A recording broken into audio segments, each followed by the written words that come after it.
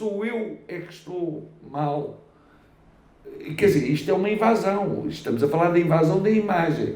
Já não estamos a falar da invasão do som, com pessoas a falar aos telefones em alta voz na rua. E eu estou a ouvir a conversa toda, da mãe a falar com o filho esqueceu da chave de casa, que também são imagens. Pronto. Ou a ver a telenovela no autocarro. O Viewmaster passou, os Cristos, ainda estávamos a falar dos Cristos e passámos para o Viewmaster. Queres que eu volte atrás aos Voltamos aos Cristos. Porque havia um quadro, havia ali uma pintura que eu queria assinalar, que eu acho uma pintura importantíssima, que é uma pintura pequena que está ali, que é a Madonna do Caravaggio, que é uma pintura que tem, sociologicamente, à época, uma importância imensa. Porque o Caravaggio trata a imagem da Nossa Senhora, da Madonna, como uma mulher, como qualquer outra. Há ali uma pequena distinção. Ele atualiza a Nossa Senhora.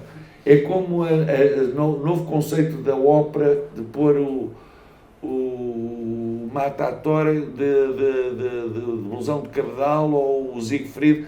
É mudar, é atualizar. E o Caravaggio consegue, naquela pintura com polémica, a mistura com o Caravaggio, todo ele era polémica, e faz uma Nossa Senhora como uma mulher qualquer, como as outras, não é? Como uma pintura, é uma pintura que eu... E chegamos às tapeçarias. Não, já lá vamos com as tapeçarias. Pronto, isto aqui é uma razão de escolha, que é, teríamos que voltar para a imagem a seguir, porque eu queria tratar de um assunto, tratámos do Viewmaster, mas queria tratar de um assunto, que era a imagem passada pela orelha, portanto passada, e falo do rinoceronte do Dürer, que é uma imagem importantíssima. E é uma imagem importantíssima porque o rinoceronte do Dürer, salvo erro, é feito em 1515. Só os portugueses tinham visto este animal. E o rei do Manuel já tinha mandado vir para depois levar ao Papa. E depois banalizou-se. O rinoceronte, a partir de 1560, começa-se a banalizar e já é retratado. E aqui, o Dürer, através de uma descrição oral, penso eu, de um embaixador português que era o Vaz de Almada, que era amigo do Dürer, e por isso é que nós temos o São Jerónimo no Museu da Arte Antiga, porque aquele quadro foi dado ao Vaz de Almada e depois ficou no Museu da Arte Antiga. E através de um pequeno esboço de um marinheiro, um gajo sem qualificação, mas fez um pequeno esboço. E o Dürer faz este rinoceronte, que é uma coisa fantástica. E porquê é que eu pus esta coisa? Para além de adorar o Dürer, mas é a imagem que conseguiu ser passada por via oral. É uma imagem passada por via oral. E o impacto que tem. Aqui estamos a ver com a péssima qualidade. Mas depois este rinoceronte tem escamas de peixe, pá. O rinoceronte não tem escamas, tem. Olha, a minha mão já com a idade está a ficar um bocado de rinoceronte, já. Mas não são propriamente escamas. E depois do Dürer, podemos passar à imagem anterior, falo desta, que é esta Tapeçarias de Pastrana, que é uma encomenda do Dom Afonso V, para festejar a tomada de Arzila e de Ceuta. E ele encomenda a uma oficina da Flandres. Isto é pena. Pronto, isto é pena. Isto é que se vê gigante. Isto é que é pena, porque toda esta cidade tem tudo menos uma cidade, tudo menos uma casba. Tem pináculos de igrejas, tem palácios do centro da Europa. Era a ideia que os gajos da Flandres faziam de uma cidade qualquer. Era no Norte. Falámos hoje ao almoço, Rui, do Hergé. O Hergé não viajava. E todos os livros do Hergé, o Tintin na Arábia, o Tintin na América, eram descrições que davam ao Hergé, elementos fotográficos que o Hergé tirava, até as matrículas dos carros da Arábia Saudita, daquele que há os Dioupons com a barba comprida, até as matrículas são as que ele for mesmo. Não há brincadeira de meninos. E aqui Era Sim, é possível. brutal. E as tapeçarias são fantásticas, mas há a história à volta das tapeçarias, mas não é disso que a gente está a falar. A gente quer falar é de imagens que foram descritas e que foram executadas ao caso, não é? Quer dizer, a tomada de argila, pronto, a imagem lá de cima é uma imagem de uma pintura minha. Não, e que é muito bonito e que de repente é o início de tudo. E que também é o princípio de tudo, porque aquilo é uma imagem a partir de uma gravura antiga, de uma Bíblia ilustrada que eu tinha em casa do meu bisavô. E era uma expulsão do paraíso do Adão e da Eva. E por acaso é curioso que eu com a Inês vimos em Veneza uma coisa do Baselitz, um desenho que tinha a expulsão da Eva e do Adão, e eu lembrei-me de mim e mostrei-te na altura, e eram parecidas. Era uma altura em que eu tinha uma pintura bastante mais brutal, em que aos corridos, ao mínimo, o anjo está com a espada de fogo e está a expulsar o Adão. A Eva nem se vê. A Eva aqui nem se vê, está assim só com um resquinho.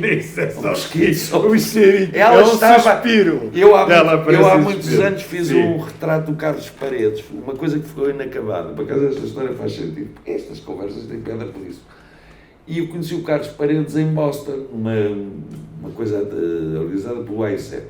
E fiquei muito amigo do Carlos Paredes, mas amigo. O Carlos Paredes ligava-me nos anos, com preocupações.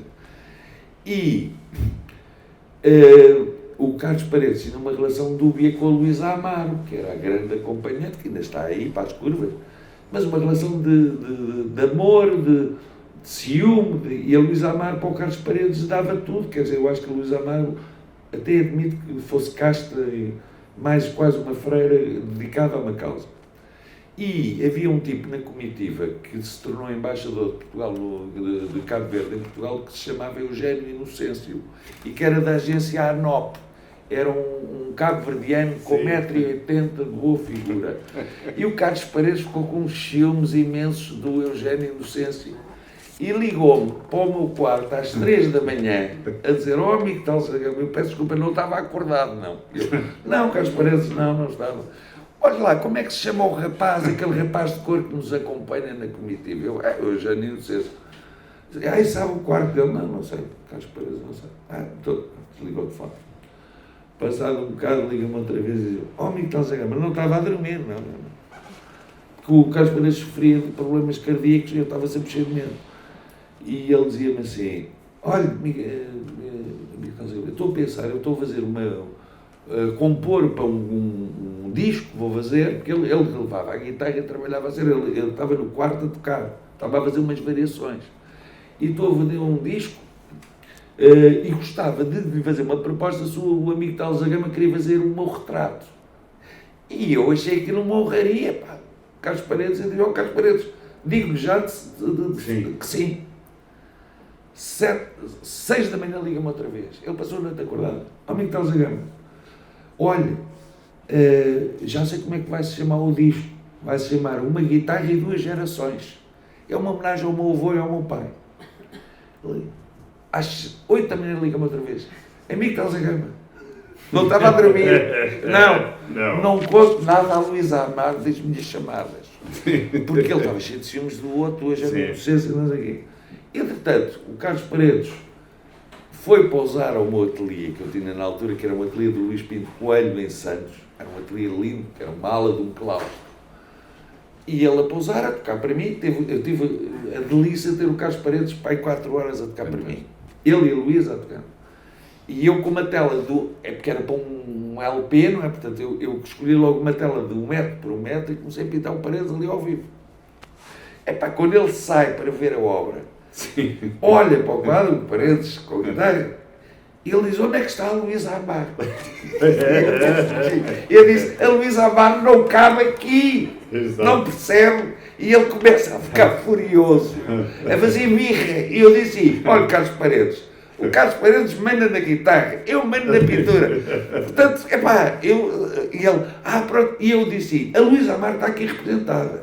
Que era para isso. Exato. Ele está representada, não, está representada como? Porque eu fiz o Carlos Paredes com a guitarra portuguesa e fiz ao lado da guitarra um ligeiro de uma viola, dita guitarra clássica. E eu disse, a Luísa Amar está aqui nesta coisa. No fundo, como aquele é quase. E ele, então está bem. E era ele a dar-me um abraço. E aquilo ficou inacabado, porque depois, entretanto, a editora quis antes uma fotografia. Não era tua, não, imagina. Não fotografia. Mas isto tem piada. Olha, é mais uma história da imagem. E eu tenho essa tela enrolada. E não era, e era giro, captar as mãos, é lixado, captar as mãos do gajo.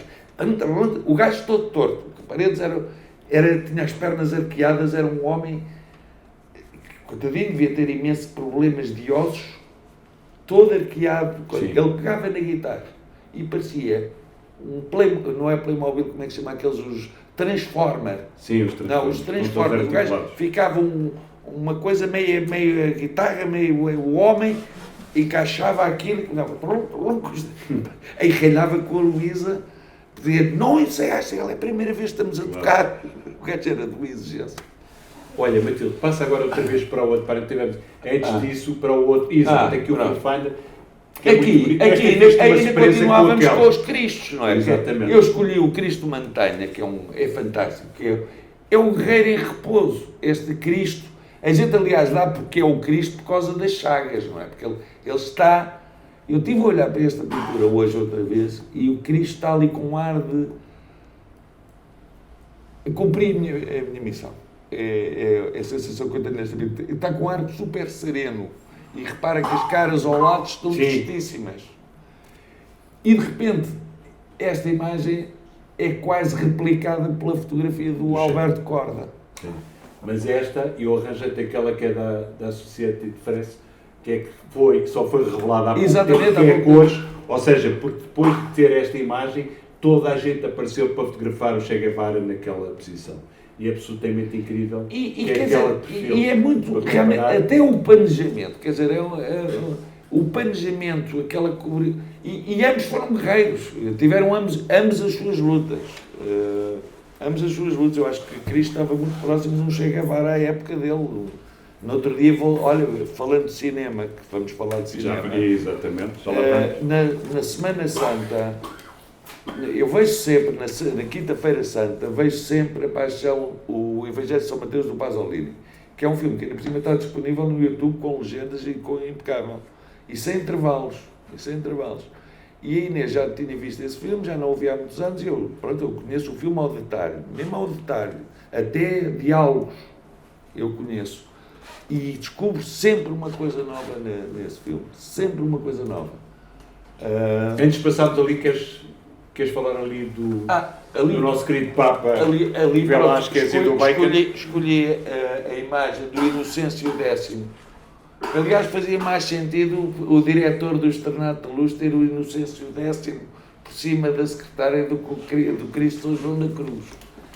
O Inocêncio X do Velázquez, que é uma pintura extraordinária, e também me dá que pensar esta agora atitude da sociedade, da reparação moral dos males do passado, e que destroem esculturas de qualidade, embora as figuras representadas nas esculturas até pudessem ser figuras duvidosas na moralidade, mas a peça tem qualidade.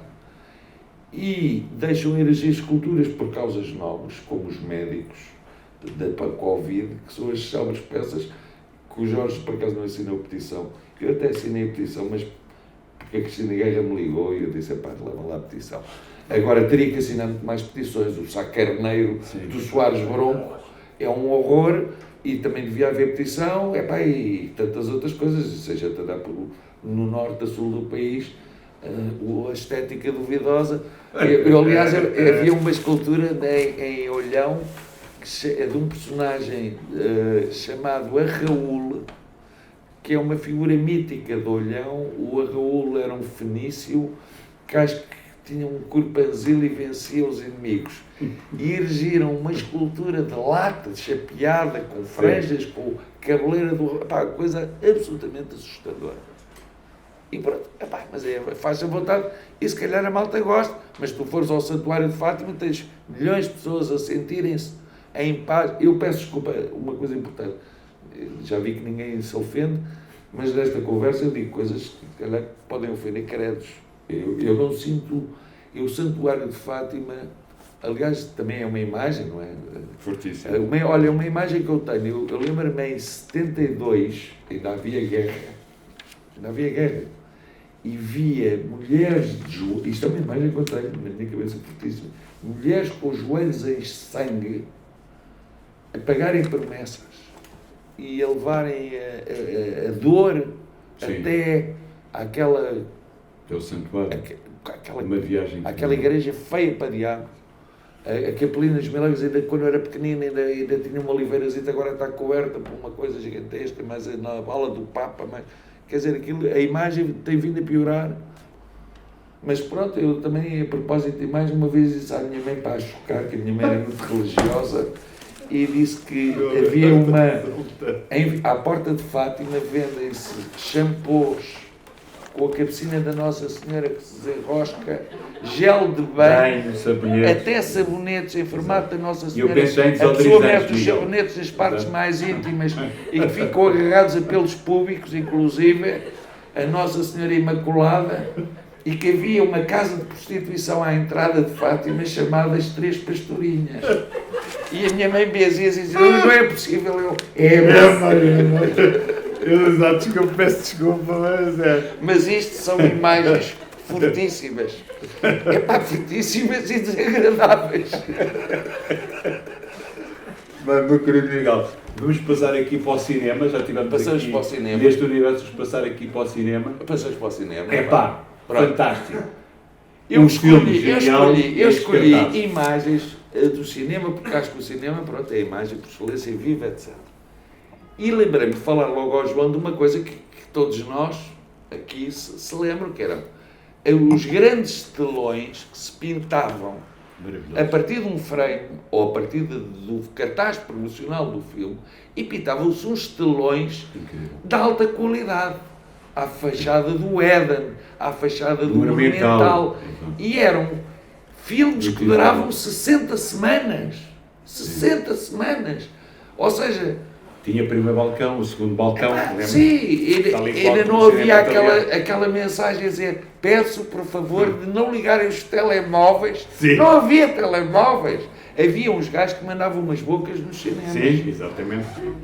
Ou aqueles que iam para o segundo balcão a tirar coisinhas para o primeiro balcão. Há uma história incrível de um filme que eu não sei se escolhi aqui, que era Cleópatra, com a Elizabeth Taylor. E eu penso que foi na organização do Fantasporto, quem me contou isto foi o Zé Vaz Pereira, é uma história deliciosa.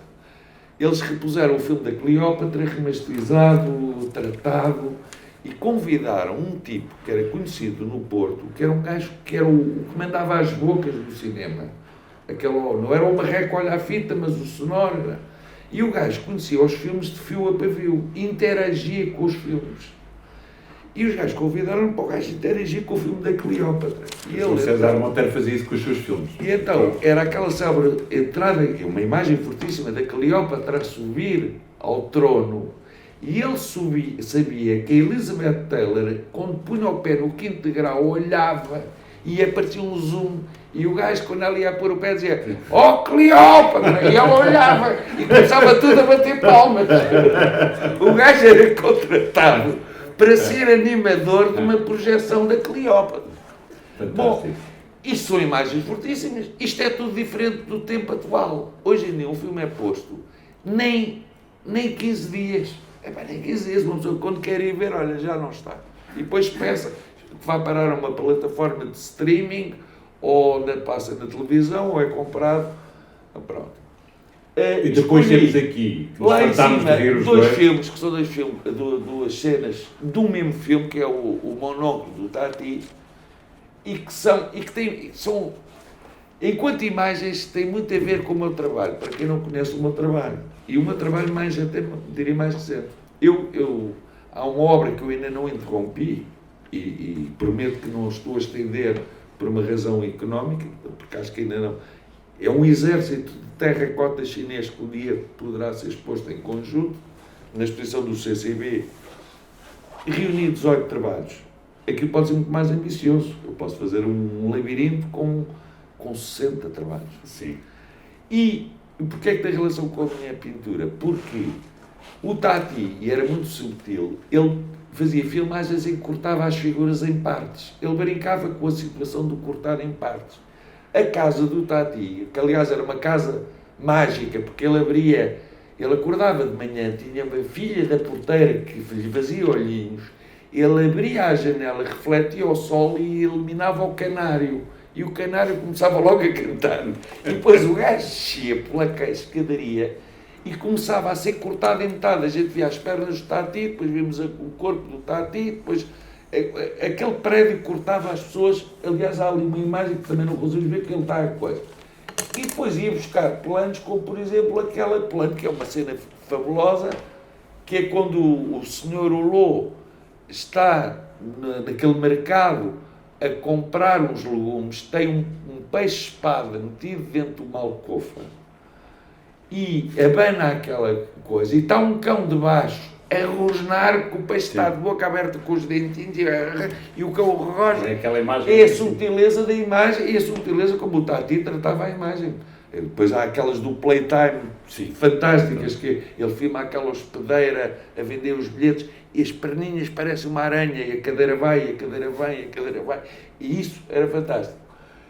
Esta coisa dos quadros, isto é... Não, tem a ver com aqueles senhores, lembras-te, que estavam ali, que praticamente não apareciam, que nós falávamos ali ao pé do Parque Maior, que eram os autores destes cartazes fantásticos. E faziam isto com os vassourões, mas vassoura, fazia com as mesmas vergonhas que o Cabrita Reis faz as pinturas verdes. Só que os gajos faziam estas coisas. Aqui deste Quo Vadis há uma história muito engraçada que me foi contada pelo Zé Vaz Pereira, que eu vou contar essa história. É uma história que o Jorge já conhece, a Inês já conhece, o Jorge Barrote já deve ter conhecido, mas isto é uma anedota de cinéfilo. E é uma anedota de cinéfilo com um palavreado um bocadinho brega, mas ninguém se ofende. E quando o Quo Vadis foi projetado no Monumental, puseram este cartaz gigantesco e teve 60 semanas em cena e vaziam-se bichas até em dias de chuva. A malta, para comprar bilhetes para ir ao Quo Vadis, dava a volta ao Monumental, e havia um homossexual que vivia do lado oposto ao Monumental e que vivia muito sozinho e muito triste, e olhava pela janela e dizia: ao Vadis toda a gente quer ir ao cu e a mim ninguém me liga nenhuma. Mas isto era a dimensão da imagem. A malta fazia bicha para ver o Quo Vadis.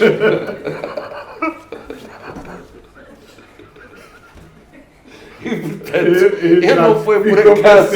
E o Robin Hood, o Robin Hood também tem histórias. O Errol Flynn era um alcoólico e que foi, os estúdios disseram-lhe, você tem que fazer um tratamento, senão não contratamos, você não consegue já estar em cima de um passadiço de colãs a esgrimar, você já troca as pernas.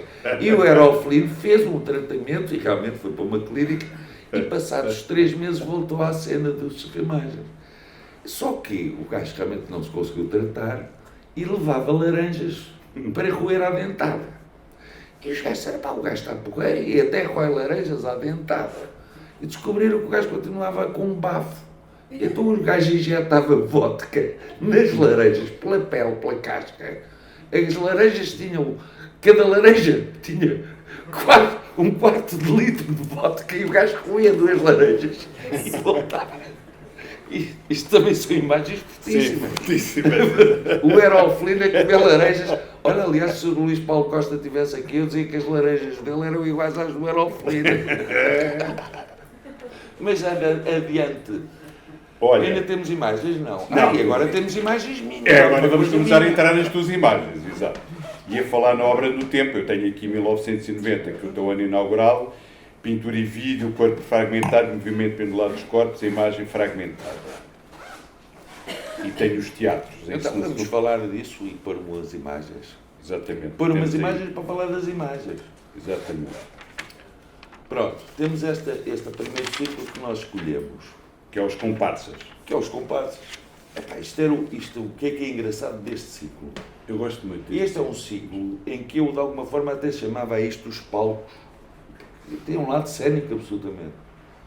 E, eram palcos em que não havia atores proibidos, as proveniências das imagens, eu até te posso contar histórias, até títulos. Por exemplo, esta mulher que está aqui, que vocês veem muito pequenino, está assim, ela está com 2 laranjas na mão, chamava-se a Dona Donzília, aliás o quadro chama-se Donzília. E a Dona Donzília era uma mulher que, quando eu vivia na António Enes, no Saldanha, era uma mulher da Avental, tinha um marido que ficava na carrinha, e ela vendia fruta à porta das pessoas, e eu adorava a mulher. E dizia, Dona Donzília, fica aí que eu quero ter uma fruta, porque eu já criava estas merdas, e ela soube desta pintura, e veio perguntar quanto é que eu tinha vendido a pintura. Porque, por acaso, aí foi uma coisa que ela achava que eu podia estar a fazer uma exploração, e até fiquei assim um bocado incomodado, e disse, Dona Donzília, eu não vendi pintura nenhuma, quem via não foi o meu galerista, que era o Manuel Brito, eu não me ponho para que nem estou, porque eu dei no catálogo, e disse, olha, Dona Donzília, era a capa do catálogo, a Dona Donzília, e depois ia buscar, e divertia-me imenso com isto, por exemplo, ali atrás, era a minha sogra e o pai dela, e eu tinha uma relação muito tensa com a minha sogra, e tinha que fazer uma catarse, e pus, entrava, e dava-me um gosto. Aqui, por exemplo, esta mulher, isto aqui vê-se muito bonito, este quadro chama-se, e depois os títulos tinham piada, os títulos faziam parte dos trabalhos, chamava-se A Chegada da Primavera aos Arredores de Melbourne. Tem um canguru absolutamente excitado, encavalitado em cima de uma mulher, como se estivesse a copulá-la por trás. Ela está a esfregar o chão e o canguru está aqui. Depois há aqui umas rãs a batalhar, há aqui uns homens a dançar, coisa. Mas aquilo é o que dá o nome ao quadro. A mulher era a Dona Regina, que era a minha empregada, e ela viu a pintura, e não gostou. Eu disse, Dona Regina, isto é uma coisa encenada, agora o canguru não estava a fazer mal, alguma vez foi violada por um canguru. Deixa-me brincar com as imagens. Deixa-me brincar com as imagens. Aqui, por exemplo, tem isto é uma figura do Bruegel. Isto é uma figura do Bruegel, que é um gajo que saca um coração. Mas a arte não é uma mentira que possibilita... E este quadro, que é uma pintura gigantesca, e eu por acaso revia no outro dia, foi uma pintura de uma exposição minha de 2000, na Galeria 111. Isto era uma pintura com quase 4 metros. E eu via na casa das pessoas que a têm. E gostei de a rever, por acaso é engraçado, porque há pinturas que a pessoa não gosta. E chama-se Música no Coração. Tem esta figura central, ao microfone, podia ser a nossa cantora de Marco Canaveses, não essa que tem o ananás. Sim, a Carmen Miranda, mas eu via uma figura, mas tem este gajo a sacar-lhe o coração pela fé moral, por isso é que lhe chama a Música do Coração. Depois há todo aquele quadro, por exemplo, chamava-se Solo un paio di domandi, e Solo un paio di domandi é só 2 perguntas, era uma cena do La Nave Va, e vem o cinema outra vez à baila. Sim, e o italiano. Aquele jornalista que está sempre omnipresente naquele filme, que é fantástico, a alturas tantas incomoda o arquiduque. E o gajo está numa sala de esgrima, pois aquele filme é muito bonito da imagem, porque é uma sala de esgrima gigantesca dentro do navio. E ele está disfarçado de espadachim, e o arquiduque entra, e ele avança, e os tipos barram logo o caminho dele, dizem, solo um paio di domandi. E o gajo lá lhe responde, ele pergunta, estamos à beira do quê?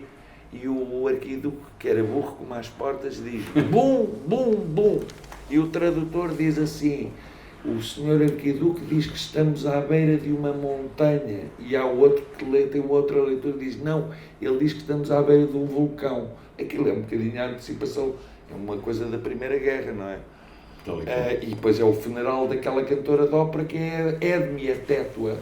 Aliás, aquele filme homenageia as artes todas, homenageia a ópera, porque é o funeral de uma cantora de ópera, homenageia o canto, pelas razões óbvias, e aliás todos os passageiros que estão nesse barco são amigos dessa Edme Tetua, que quer ser sepultada nas ilhas onde nasceu, e homenageia o cinema.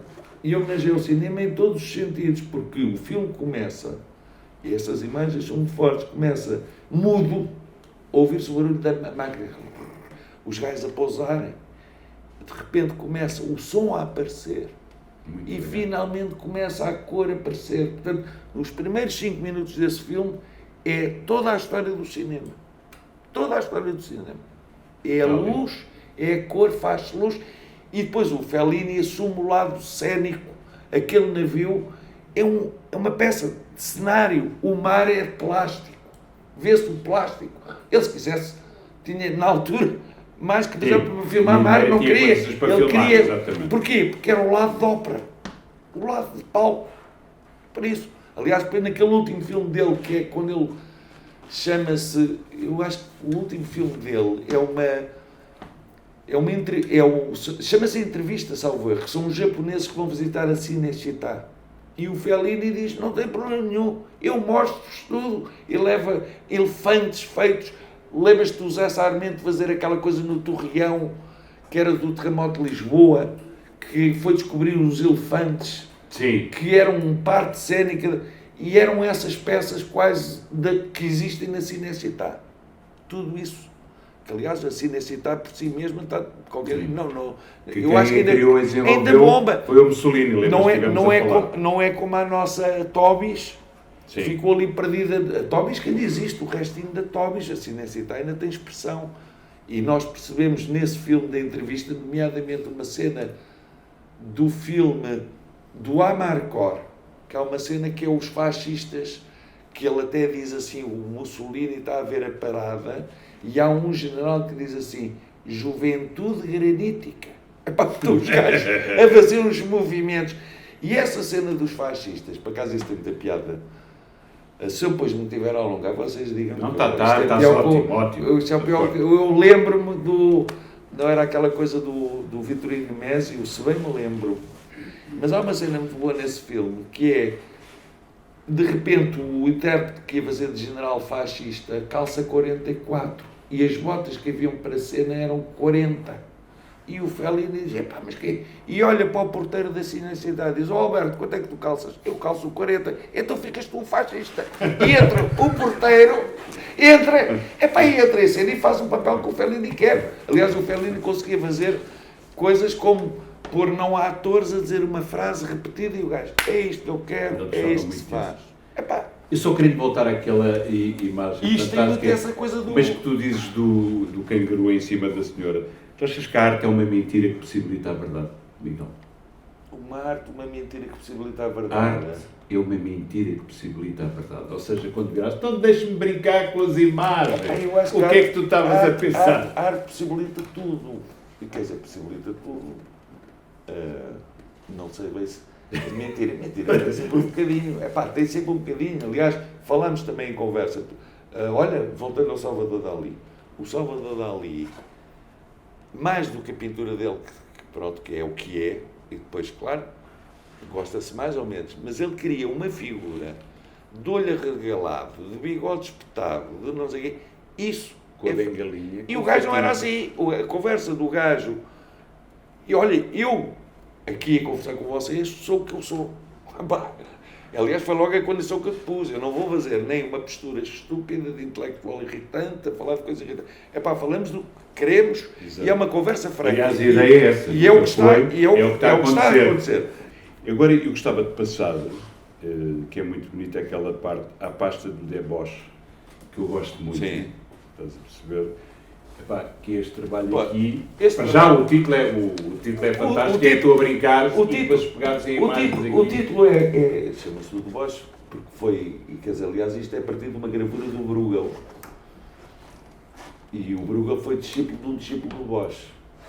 E o Hieronymus Bosch não tinha gravura e eu interessava-me a pixelagem da gravura. E era uma gravura também com todos aqueles elementos do céu, do inferno, do pecado, da mulher desnudada. É isso que tu foste buscar tudo. E fui buscar isto. Por acaso esta ideia foi curiosa. Foi de uma viagem que eu fiz a Florença e que estava na Capela Brancacci. E os gajos estavam a fazer uma coisa que é muito bonita, que é uma recensão. Eles tiram um bocado de parede e veem o que é que está por baixo. Há 2 e 3 camadas de frescos. E os gajos veem o que é mais interessante. E é muito bonito. Estas coisas circulares, foi quase aleatório. Eu peguei eu tinha a réplica, a reprodução dessa gravura, e tinha uma coisa redonda. E quase aleatoriamente diz, é aqui. é aqui, é aqui, é aqui, e criei uma coisa. Aqui temos alguns, isto ainda tinham 24 trabalhos. Isto foi uma exposição que eu fiz na 111 do Porto e dei-lhe o nome de deboche um bocadinho para confundir as cabeças, não é? E pronto, e depois tinha este lado desta circunferência que depois se repete na minha obra. Nunca estava no mesmo lugar. Isto, posto em linha, dava quase uma ideia de uma escala musical. Ia para cima e para baixo. Fazia assim um movimento que me interessava. Então eu posso citar aqui um escritor que eu e tu gostamos, que é A Viagem da Descoberta, consiste não em achar novas paisagens, mas em ver com novos olhos? Sim, Vocês amam a mim? Claro, é completamente. Bravo. Aliás, o José Luís Porfírio, no texto que escreveu para a minha exposição que houve há pouco tempo no Museu Bararte, que foi um texto muito comprido, que eu até disse ao João, se tiveres paciência, lê, mas acho que vale a pena ler. Tem 10 capítulos, ele fala... E ele, de alturas, diz uma coisa que diz, o Miguel reinventa as imagens estão feitas.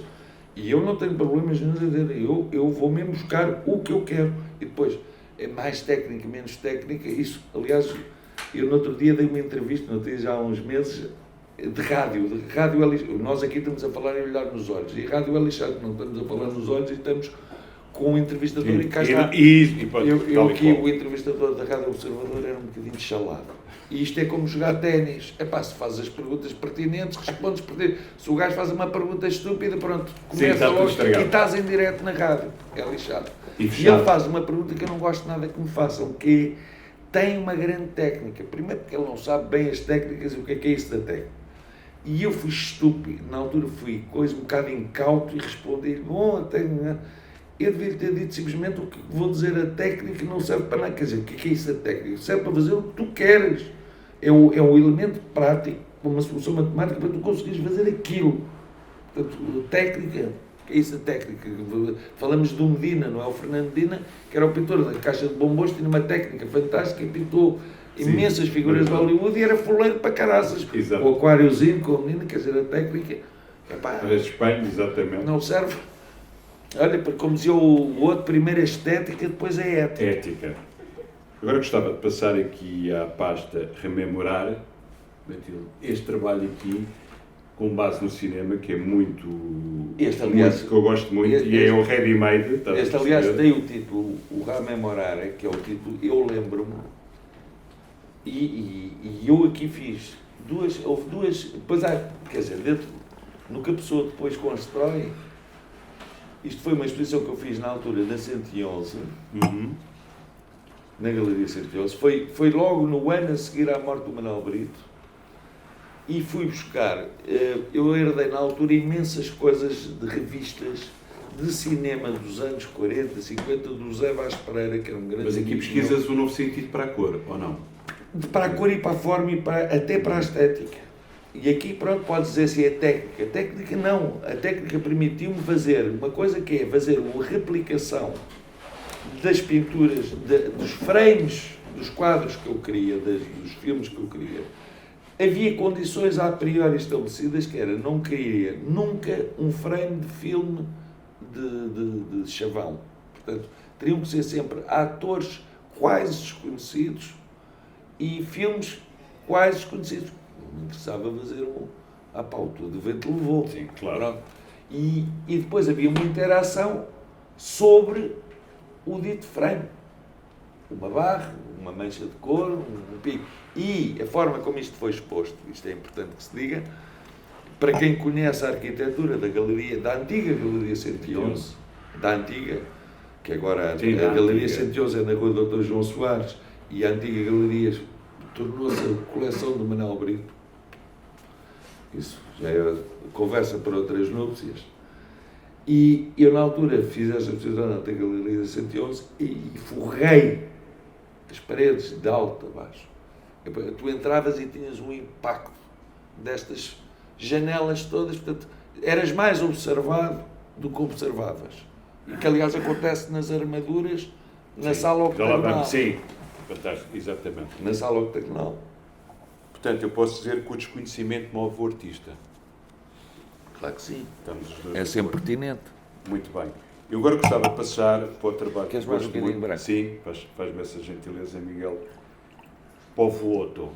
E voltamos àquela coisa que já estavas a falar, que é a utilização do italiano. E o Miguel, à medida que nos somos conhecimento, não é? Porque a experiência estética e dois novos amigos e artistas, tem muito a ver com o conhecimento constante, e nós cada vez nos dissemos melhor, eu e o Miguel falámos muito da paixão que tínhamos pela língua italiana. Adoramos o italiano e somos uns pissos a falar italiano. Não articulamos três. Quer dizer, eu consigo ainda dizer um poema ou outro, calhar com erros. Queres que eu diga um poema italiano? Eu digo. Que é um poema de um filme, do Amarcord. Há uma cena muito interessante nesse filme, que é quando os miúdos estão a masturbar-se dentro de um automóvel e vão fazer a confissão ao padre.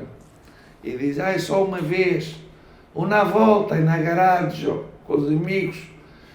E há uma rapariga que é namorada de um deles chamada Aldina. E eles começam-se a masturbar e há um que diz assim, Ginarlo. Sim, concordam todas, pela Ginarlo batemos um. E por aquela artista de circo, as meias de rede, concordam todos. E há um que diz assim, pela Aldina. E o outro que está lá à frente diz, Aldina é minha. Sim. E ele, ao mesmo que diz Aldina é minha, diz um poema que é Qual gentile donzella tu mi appare, Aldina bella, e intanto tu folgore farmi battere fuerte il cuore. Isto é o meu melhor italiano, pá. Não, agora, muito bem. Eu ouço imensa música italiana, compreendo tudo, até coisas que, pá, um gajo às tantas... Eu vi, por exemplo, uma música do Fabrizio Di Andre, que o gajo falava, não sei, e uma gamba cá, e uma gamba lá, e um copo de vinho, e tu pensas, uma gamba não é, uma gamba é uma perna, não é? Quer dizer, essas partes, o gajo pode interpretar a música, já está uma gamba cá, uma gamba lá, e um copo de bom vinho. Mas aqui neste trabalho, que é muito interessante, que é, eu diria que é o intervalo entre as imagens e as palavras, não é? E que nós falamos aqui já é pá, que tens o Mandrake, lembras-te que é aqui, lindo, tens aqui tens todas as imagens. E brincas como o Magritte com essa relação entre as imagens e as palavras, onde seja, quando dás o título à cor, não corresponde. E chama-se o voto. Não, chama-se o voto. Voto vazio. E vazio porquê? Porque isto foi a primeira experiência que eu fiz, que depois tenho vindo a melhorar até em aspectos técnicos, que era vazar o papel. No fundo era desenhar com uma lâmina. Criar uma mancha de cor. Portanto, havia aqui nisto, era um mural de 90 peças, com 30 cores diferentes, que se repetiam 3 vezes, e formas que... E a forma é mesmo a construção de um Polaroid. Quanto mais diferente fosse a proveniência das formas, mais interessante tornava o aspecto do mural. E foi uma coisa exposta na sala do Viado, no Museu de História Natural, que é uma sala muito grande, toda em betão, e tu tens a fotografia da peça exposta, tu ficaste. E nós não chegámos a pôr aqui a peça exposta, porque não tinha qualidade para perceber. Aquilo tinha imenso impacto. E pronto, e há uma coisa importante que se diga para quem conhece a minha vida pessoal, é que eu tenho um ateliê muito pequenino, e portanto a única hipótese de fazer uma peça com 16 metros ou 20 metros é feita em bocadinhos, pá. Eu faço aquilo entre a sala de estar, o jardim e pá, as condições que obrigam a fazer assim. Agora, tinha quase, isto aliás, sabes, João, tu que és da fotografia, isto parece, sabes o quê? Claro, era isso que eu tinha a dizer. A relação. O Jorge Martins, que estava aqui, o Jorge Martins, que estava aqui, não percebeu isso. Ele lembra-me quando viu, adorou a exposição, disse, eu não percebo porque é que deixas aqueles espaços, porque remete à Polaroid. Tal e qual. E parece um pixel. Tal e qual. Um pixel de cada cor, de cada tom, porque havia cores. Eu fiz uma conta matemática que era 90 peças, 45 com cores quentes e 45 com cores frias. E depois replicar 3. Só 3 cores repetiam. E depois, essa parte também engraçada, que era o pôr aquilo, era quase pingar à maneira de Jackson Pollock. Era uma razão intuitiva, absolutamente. Eu fiz este mural, a parte da montagem, absolutamente intuitiva. Uns azuis para cima, uns azuis. Aliás, há um bocadinho com o Luís Paulo Costa, quando nós fomos lá abaixo das mãos, eu percebi que o gajo fez essa lógica daquela coisa das mãos. Fez, exatamente.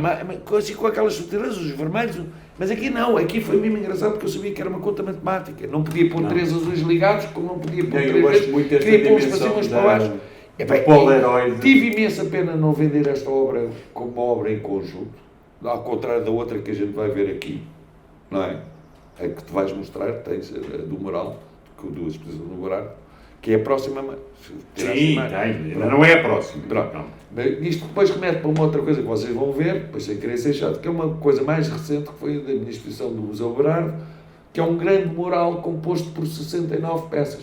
Aí já sem ser em cor, é monocromática, entre aspas, porque é um trabalho da tinta da China sobre papel com uma gelatina entalada e criou uma coisa grande, mas também pelas mesmas razões. É uma peça com escala e foi possível fazê-la porque fiz em bocadinhos. Porque não tenho forma. Não tens forma. Pelo menos neste momento já tive. Mas sim, mas isso é mas já tive ateliês claro. Grandes e também se calhar não tirei o partido do espaço do ateliê. Porque acho que o ateliê é sempre um bocado um buraco, o gajo tem um ateliê enorme. É um bocado para mostrar um pato bravo. E tal e qual. E depois não faz a obra lá dentro. Eu li uma entrevista sobre o Kiefer. Era o Kiefer, não era? Tenho a ideia que era aquela entrevista do Karlov, não era? Era sobre o Anselmo Kiefer. E a gente percebia que, aliás, é um autor que eu gosto muito, tem umas obras brilhantes e impactantes para caraças. Mas depois a maneira do gajo se apresentar à imprensa, a maneira do gajo aparecer, a maneira depois a gente percebe que é escrito por esse Karlov Nausgaard, que tal. E a gente percebe que o gajo é um filho da mãe, é um gajo esquema, parece de roupão turco, de bicicleta, no ateliê, tem as assistentes, faz a conversa do bandido, e depois o gajo com os arquiduques, não sei o quê, já era o outro. Eu digo assim, pô, eu sou aqui, como sou ali com o meu amigo Tomás Alpo encontrando, sou assim, é assim que eu sou. Aliás, disse logo, na condição, se não é qua non para esta conversa, já sabes que eu digo palavrões, já contei a nota do Coovadis. É verdadeiro. E é assim que eu sou. E disse à Inês, olha, vai ser assim. Então, mas nós gostamos de pessoas verdadeiras, Miguel, como sabes. Bem, agora gostava de ver aquele trabalho inspirado nos contos de Perrault, que é muito bonito. Lembras que eu disse que eu adoro aquela imagem? Exatamente. Não, olha, aliás, quando tu me pediste os 5 objetos, voltando aos objetos que tu me pediste na altura... A imagem tapada aqui com a cor recortada. Isto era um livro que estava em casa da minha avó. Pronto, lá está. E que eu era miúdo. E aliás, estas imagens são imagens... Eu não sei se são a partir porque havia página inteira a cores e depois imagens intercaladas nos contos a preto e branco. E marcaram-me imenso. Aliás, quando a minha mãe morreu, na partilha das coisas, com o meu irmão Paulo, que eu conheço, e comigo, eu não fiquei com quase nada. E disse, eu quero este livro, e o livro era este. E o meu irmão até disse, mas você está a fazer um voto de pobreza? Eu, não, são as coisas que me tocam. Fiquei com 3 coisas de casa da minha mãe. E nem sabia eu que desse livro ia acabar por fazer esta série de 24 trabalhos, que eu gosto imenso. E foi uma coisa feita especificamente. Olha, e foi um projeto, como tu dizias, o homem dos projetos, para um desafio de uma galeria que até já desapareceu, que era uma galeria chamada Alquerim 50, da Pilar Nordão dos Reis, e que elas, eu tinha sido da 111, e elas disseram assim, Miguel, quer fazer uma exposição. E eu disse à Pilar e à... não lembro qual era o nome da outra. Bom, eu disse-lhes assim, eu faço uma exposição. Mas elas estavam quase a passar uma mensagem que queriam uma exclusividade. E eu disse assim, olha, eu não assino contratos de casamento sem conhecer a noiva sexualmente, quer dizer, então você quer que eu faça uma exclusividade e exponha? Não, a gente faz a exposição, se correr bem, correu bem, se não correr bem, também não significa que eu vá trabalhar com vocês. Aquilo não é um espaço fácil, é que essa galeria de Alquerim, era uma coisa assim de 2 salas, e pensei, não vou fazer coisas de grandes dimensões. E esta exposição depois tem, para além desse lado de fazer as gravuras passarem pelos campos vermelhos, que é quase um raio-x, isto tem, eu lembro-me de ver, quando parti a mão, passar naquelas placas de raio-x com o RG metros de ponto, e tu vês os ossos. Exatamente. São placas e tu metade do corpo é esqueleto, também. E depois fazes assim e é esqueleto. E isto tem esta coisa. E depois estas manchas de cor, há os trabalhos que são à vertical, uns que são à horizontal, e as manchas têm um movimento. Aqui estamos a ver 4 trabalhos, mas isto em fila. Sim, há nós é que selecionámos. O movimento do vermelho vai sendo dando o tal ritmo como deu o ritmo das bolas do Bosch. Mas olha, eu tinha aqui também uma surpresa para ti, porque entretanto, além, obviamente, todas as influências e tudo o que te apaixona para pintares, uma delas é a música. E provavelmente tu estás à espera, que eu escolha uma das músicas que sugeriste, mas eu me lembrei-me de outra coisa bastante bonita, que eu penso que já está a tocar, ali o Mestre das Luzes. Lembras-te de mim? Pronto. Fizeste muito Eu bem. penso 50 segundos, não estavas à espera, sabia que te ia esmagar com isto. E eu pedi às pessoas, só para ouvir isto é muito forte. o primeiro verso, é lindíssimo, e é a canção do Lohib, Vanishing Up, do álbum, atenção, da Raven, de Alan Poe, e que deu o corpo à exposição. Exato, e que está aqui o Vanishing Up. E a Inês assistiu, e o Jorge Barrote não sei se assistiu. Foste lá, Jorge, quando eu fiz a exposição na GFART, e eu disse, não vamos ter conversa, vamos ter a música. Sim. É para ouvir, o primeiro verso é muito bonito. Disappear, to have a vanishing act, Lá está, Vanishing Up. to always be looking forward and never looking back. How nice it is to disappear. Não é brutal? Até ser Não estavas à espera de ser ser. o cuspo colorido. Pá. É muito bonito, quer dizer, É lindo, o próprio verso é preciso. Ou seja, obviamente que a música Olha, aqui faz só parte da fizeste tua uma vida. coisa, embora também as coisas pudessem. Foi a nossa escolha. Esta série, eu sei que é a nossa escolha, mas coincidiu serem todas as bandas quase para baixo e aquela para cima. Mas isto tem aquela versatilidade de haver umas que vêm. Eu lembro-se daquelas coisas que havia nas lojas que eram umas grades, assim, que aliás aparece. Um fotógrafo argentino tem um trabalho só As de grades para baixo. e depois ficava nas assim, até há uma lojas e cena na do farmácia. Fellini, Eu do só fotografa Amarcord, isso, que é mais nada. quando o miúdo apanha a tabacaria ainda aberta com a grade e entra na tabacaria. E a tabacaria, ela diz, já estou fechado, e ela, mas eu ajudo a fechar, e ela diz, mas não tens força para ganhar. Tenho força, tenho, até pego ao colo, e ela tem umas mamas enormes, e põe-se em cima do miúdo, e puxa-lhe as maminhas, pá, os mamões gigantescos, e o miúdo começa a soprar, e ela não sopra, chupa, e o puto fica com febre.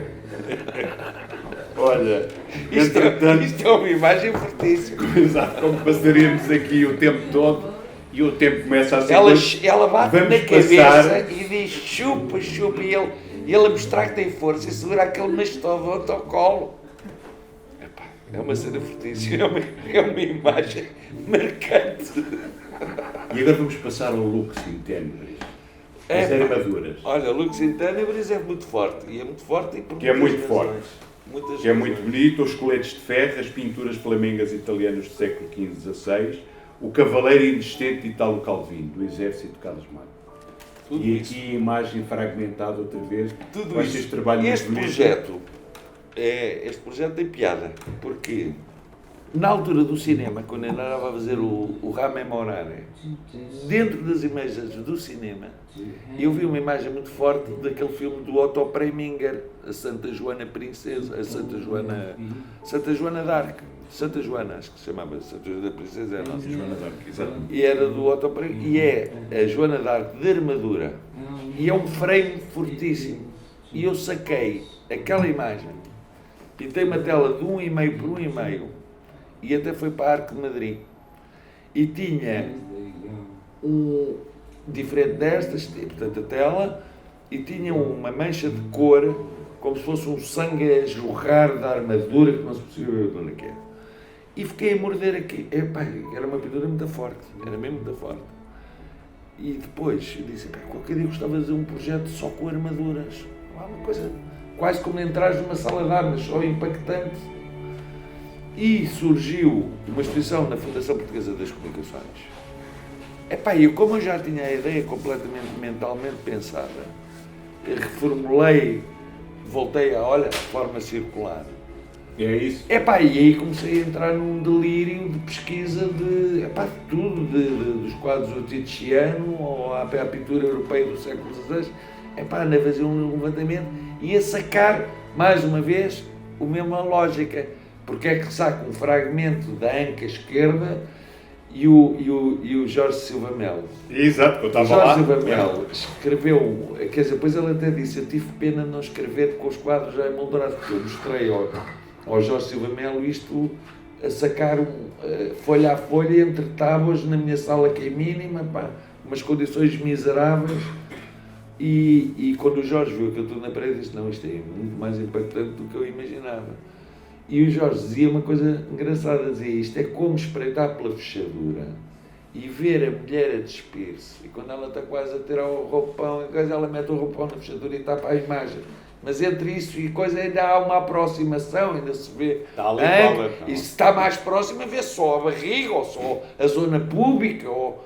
Quer dizer, é sempre àquele nível. Se ela está mais longe, já consegues apanhar mais ângulo de visão. Daí que chegamos, meu querido, à experiência estética, à experiência erótica, que é 70 ex-votos por uma vida sexualmente animada. Sendo que são 69.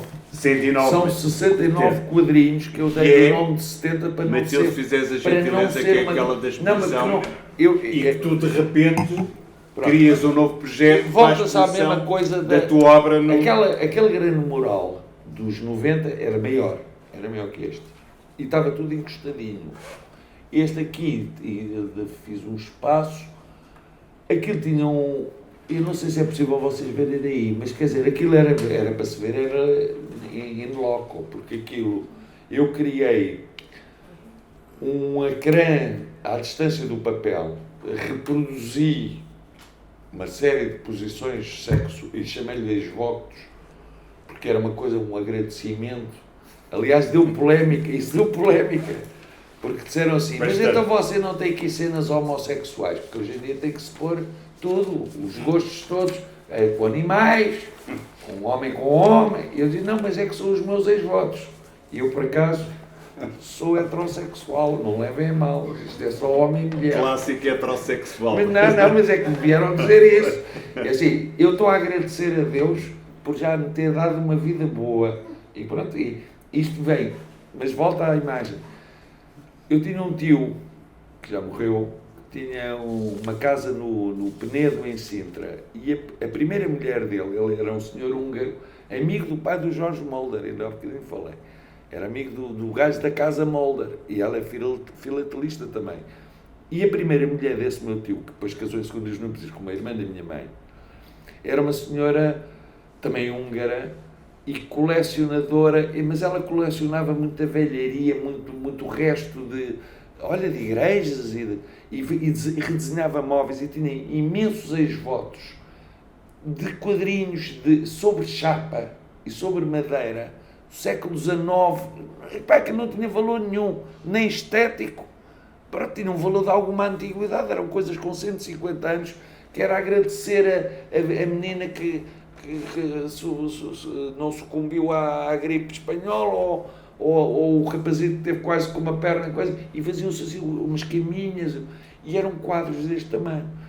E eu quando pensei no formato daquilo, disse, está perfeito. E porquê é que eu ainda me lembrei de Palavras de Votos? Porque aqui tem uma película que é já um vermelho assumido, mas a primeira película de experiência era com aquela cor da purpurina dos cardeais.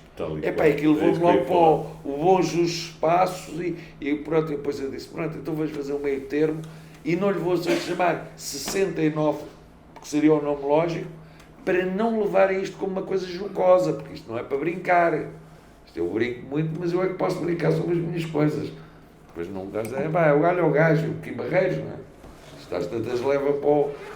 Isso não quer... Aliás, eu sei. Eu assisti, isto é levado com a maior da seriedade, e é curioso, estamos no século XXI, e no dia da inauguração, eu vi imensa gente entrar nesta sala e começar a ficar corado. Gente, civilizada, de advogados, com as mulheres a rirem muito, a dizer, A malta está maluca. Isto não tem... Aliás, o José Luís Porfírio dizia, mais polémica peça é a que está em frente, que é o óculo, que já passaste aí, que isso sim é uma cena de voyeurismo. Aquilo é teatro de sombras. Teatro de sombras. Olha, filmes do Vasco Granja. Aqueles filmes, lembras dos filmes do Vasco Granja? Todo em sombras da República Checa. É isto, exatamente. É exatamente Cognac. E que nós vimos e queríamos era o Disney. Pá, e apanhávamos aquelas checas do Granja, que aliás era um gajo brilhante. Era um gajo brilhante. Como era o Vitorino Mésio. Outro. Bem, meu caro Miguel, como vocês sabem, sexta-feira, dia 5 de maio, foi decretado o fim da pandemia, ou seja, pela Organização Mundial de Saúde, do Covid, ou seja, deixou de constituir uma emergência de saúde. E muitos de nós, não só artistas, pintores, fotógrafos, arquitetos, diretores de museus, farmacêuticos, economistas, advogados, sentiram na pele o isolamento, não é? Brutal, em que tivemos sujeitos, está longe da família e dos amigos, e muitos de nós expressaram os seus sentimentos em textos, uns que ficaram para dentro de nós e outros que foram publicados. O Miguel escreveu aqui um poema muito bonito e está a criar já para os outros convidados, está a elevar a fasquinha, mas ele disse lá embaixo, antes de entrar, João, prepara-te, que a minha vai ficar para a história, não, que é o poema chamado Covid-19. Não, mas agora deixa-me fazer uma à parte, já isto é importante que faça uma à parte.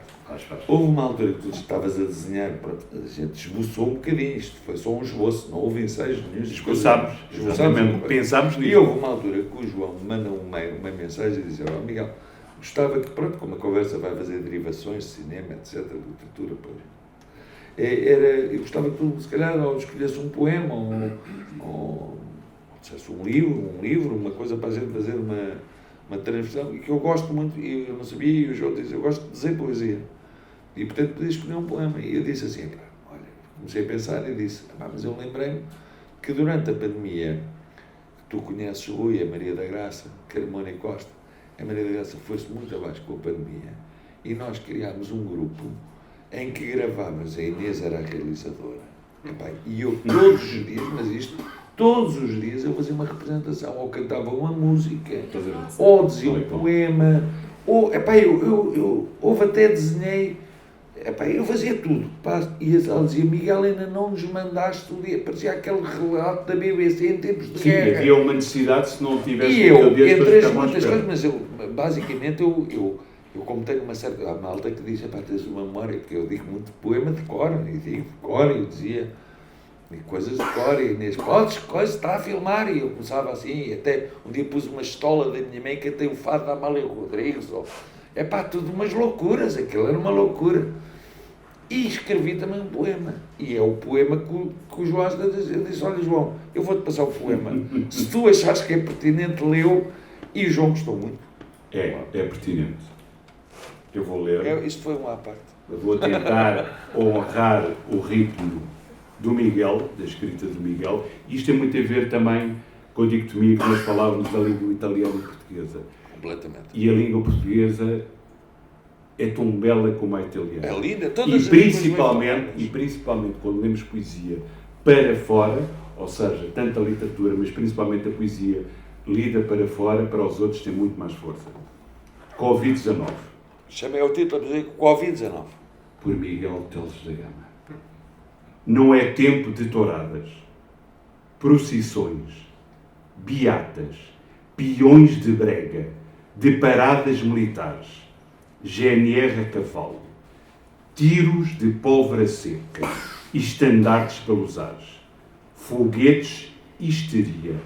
Ah, Senhora da Agonia, não é tempo de folia, vinho, farturas, bagaço, ginginha e metadona. Milagres dos pastorinhos, ou seriam da Madonna? Não é tempo de teatro, cinema, exposições, conferências ou reuniões, aplausos, palmas, encores, comendas ou outros valores. Não é tempo de pintores, peregrinos, curadores, aficionados, marados, políticos e militantes. nada será como dantes. E a verdade é que esta Obrigado. coisa foi escrita numa altura em que estávamos realmente fechados. Tal e qual. E olha que hoje em dia lemos assim, não há design, não, ainda foi pior. A malta, assim que saiu do isolamento, eu pensava por acaso, isto só para acabar, Claro. que quando foi a situação, pronto, realmente da pandémica e estávamos todos fechados e pensámos em muita coisa, muita coisa. Olha, eu comecei a beber imenso, na altura bebia imenso, e fazia umas caipirinhas gigantescas, e a Inês vinha do ateliê, depois bebíamos quase, que começava a suar. Podes fazer as experiências culinárias. Mas começámos a deixar de ouvir aviões, depois há aquelas coisas já os passaritos. O deixar de ouvir aviões é importante, que é o som do silêncio. Mas eu pensei assim, agora pode-se, pronto, o mundo parou praticamente, e agora vamos pensar, baralhar a idade de novo, e fazer a coisa com mais decência, e volta-se só para acabar. Aquelas magotes chineses que vão para o Louvre fotografar-se à frente da Mona Lisa, devia ser proibido. Quer dizer, o que é que você vai fazer à França? Quero-me fotografar. Não, então não vai. O turismo assim, não obrigado. E portanto, vai para quê? Quero comer, quero ouvir a língua, quero ver uma coisa do Jorge Brassens especial que não sei o quê. Então sim, então pode vir. Mas fotografar, não. Não, a sério, devia haver uma espécie, um briefing, como, aliás, quando nós vamos aos Estados Unidos da América, temos porque é que lá vamos. O Carlos Paredes, para falar do princípio, coitadinho, eu fui para os Estados Unidos uns dias antes do Paredes, que eu casei, na altura casei, não é? Depois já me separei. E tinha acabado de casar e fui para os Estados Unidos, primeiro de lua de mel, e depois integrei-me na comitiva portuguesa, e o ministro Miguel Beleza, que já morreu, coitadinho de Miguel Beleza, que era ministro das Finanças, e o Carlos Paredes, com a sua guitarra, entra no aeroporto Kennedy, e os gajos, o polícia gigantesco, pergunta: "Come here, always at work", e o Paredes levanta a guitarra: "Work, work", leva o Paredes para a imigração clandestina. É Luís Amaro, que ele não pode. O Paredes assim aos encontros. O Miguel Beleza diz: "Alto, que eu sou o ministro de Portugal". Miguel Beleza também vai vir na houve um momento. Quando ele chegou ao hotel, estava nervosíssimo. E depois aquilo era tudo malta da alta finança, porque aquilo era uma comitiva financeira do ICEP. E quando o Paredes vê um puto de 25 anos, com ar de índio, que era eu, que era pintor, o Paredes diz: "Você foi a melhor coisa que me aconteceu nesta viagem". E eu ia com Paredes para todo lado, porque o nosso tempo lá era zero, quase. Eu ia com Paredes para o MoMA, e o Paredes a atravessar a Quinta Avenida de Nova Iorque a dizer: isto é lindo, o Stravinsky veio para cá, eu percebo porquê, e os carros todos a apitar, e Paredes! Um filme, olha, do Tati, o Paredes a entrar para o Kennedy, na altura do reembarque para Lisboa, e de repente o Paredes entra no guarda-vento, e já está tudo a avançar para a coisa, e dizer: "Onde é que está o Paredes?" O gajo entrou no guarda-vento e saiu do guarda-vento para o outro lado. E seguiu para o parque de estacionamento. E a malta entrou no guarda-vento, entrou para o edifício. E onde é que está o Paredes? Estava o gajo sozinho, com uma guitarra, assim no parque de estacionamento, à procura da malta. Isto é uma imagem fortíssima. Não, exatamente, fortíssimo. Fortíssimo.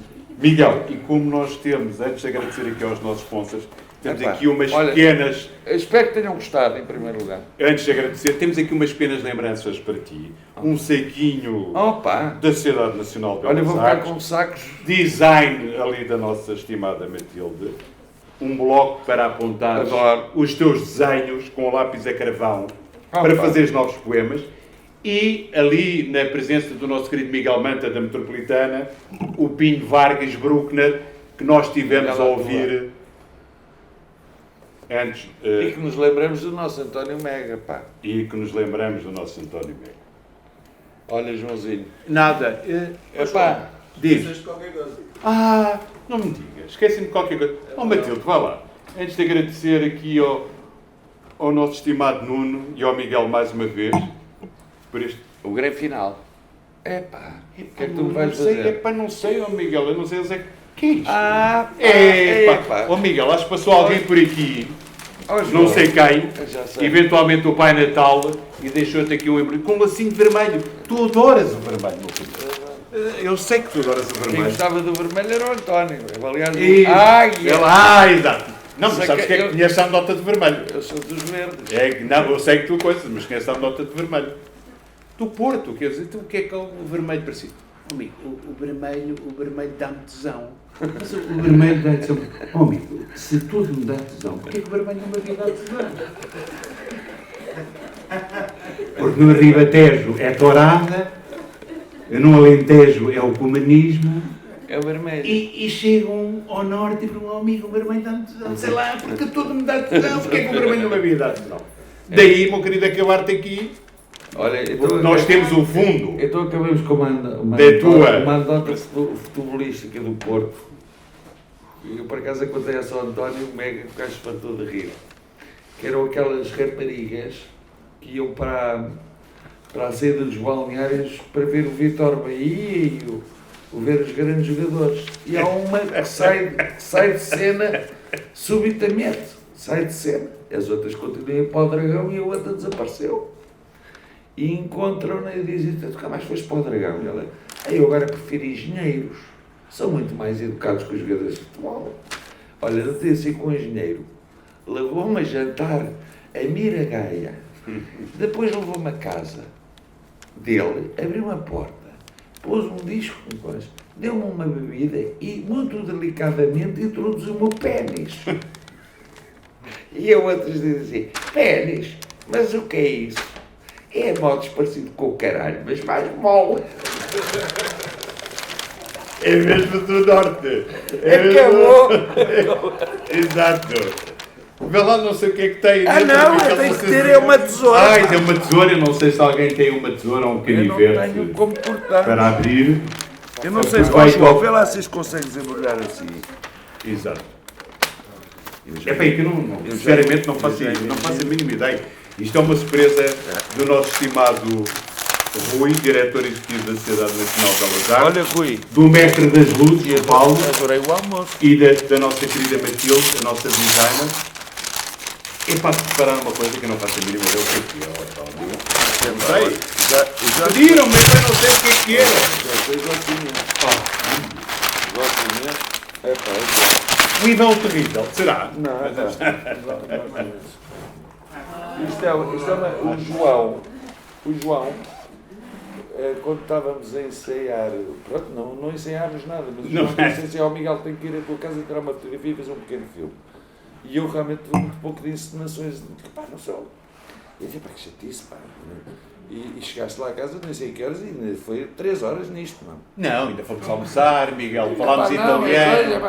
Mas mas isto é muito pequenino, o meu espaço, e não sei o quê. Epá, e às tantas comecei a divertir-me e percebi que o João queria fazer assim qualquer coisa encenada e fiz aquele olhar Os overshots. assim, não, Olhos que olham para o- eu para o pareço sempre. aquele gajo que está a olhar para o Jesus Cristo na cruz, não é?